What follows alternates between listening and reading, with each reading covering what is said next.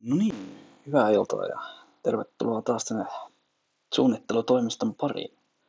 Tällä kertaa meillä olisi elokuva-arvosteluja. Elokuvanhan on tämmönen kuin Spider-Man 3, eli, eli hän, häntä heikki mies 3.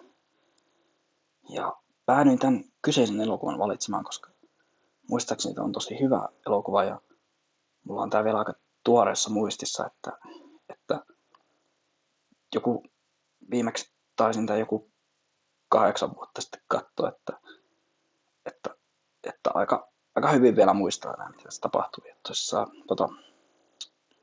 mitä tässä sitten itse elokuvassa tapahtuu, niin Spider-Man, mikä on muistaakseni tuo Christian Bale taisi tässä näytellä, niin tota, tota, taistelee tuollaista pahaa Spider-Mania vastaan ja sitten se myös roikkuu tuommoista lianista katsotaan vähän takakannesta osviittaa.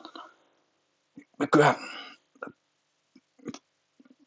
tämä on kyllä vähän hankalan näköistä tekstiä, taitaa olla ihan lontoon kielellä, että